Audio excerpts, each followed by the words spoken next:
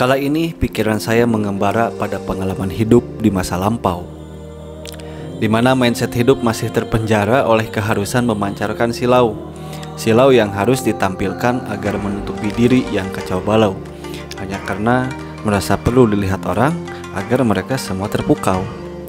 Tentu saja pengalaman tersebut menjadi sebuah ironi tatkala saya harus berpenampilan menipu diri hanya untuk memperoleh sebuah apresiasi.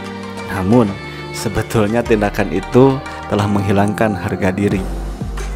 Sahabat ruang bicara dimanapun berada, Najwa Shihab pernah berkata, menjadi pribadi otentik memang susah, merawat jati diri semakin tidak mudah. Hal ini menegaskan bahwa perubahan sosial yang semakin masif sangat mempengaruhi kehidupan manusia untuk menjadi dirinya sendiri. Banyak di antaranya yang minder, tidak percaya diri, bahkan mengutuk diri sendiri karena takut tidak diterima oleh lingkungannya. Atau dengan kata lain, kita sering menyebutnya dengan insecure. Istilah ini untuk menggambarkan perasaan tidak aman yang membuat seseorang merasa gelisah, takut, malu, hingga tidak percaya diri. Penyebabnya banyak, bisa yang berasal dari dalam dirinya sendiri maupun dari luar dirinya sendiri. Beberapa orang mengatakan penyebab insecure yang berasal dari dalam dirinya sendiri biasanya adalah sering muncul rasa kesepian dan terlalu perfeksionis.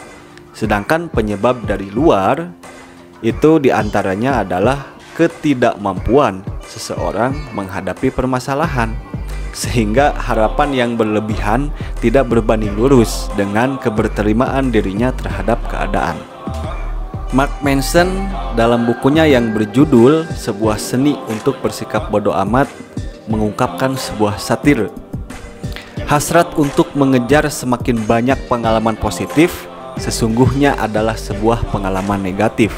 Sebaliknya, secara paradoksal, penerimaan seseorang terhadap pengalaman negatif justru merupakan sebuah pengalaman positif.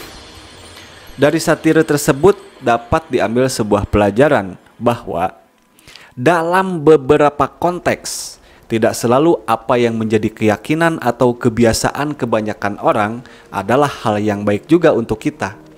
Dengan perumpamaan lain, ketika Tuhan menakdirkan seekor burung untuk hidup, tidak lantas burung tersebut harus dapat berkokok, mengembik, atau berenang. Hanya karena ayam yang berkokok, kambing yang mengembik, atau ikan yang berenang diunggulkan di dalam komunitasnya. Sebagai manusia, Tuhan telah memberikan kesempurnaan akal dan pikiran yang sama, namun dengan potensi dan porsi yang berbeda-beda. Dalam menjalankan fitrahnya sebagai manusia, kita dihadapkan pada pergolakan berbagai pengaruh yang bukan tidak mungkin dapat mempengaruhi keteguhan potensi dan porsi diri kita sendiri. Pada akhirnya, tantangan yang harus kita hadapi adalah menjadi otentik di dalam arus intrik.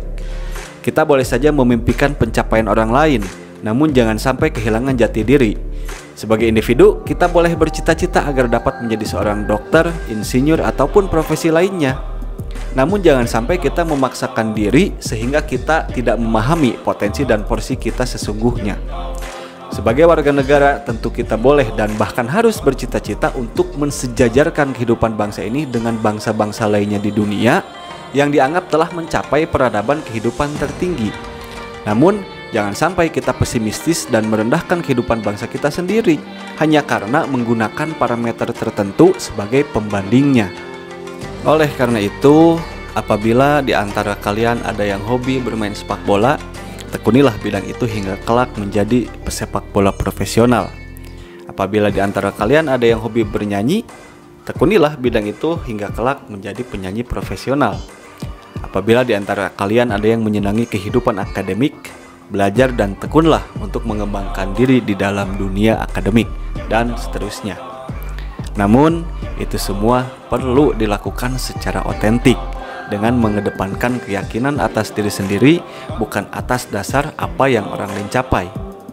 Dengan begitu, kita akan menjadi pribadi yang otentik, bukan menjadi pribadi yang penuh intrik.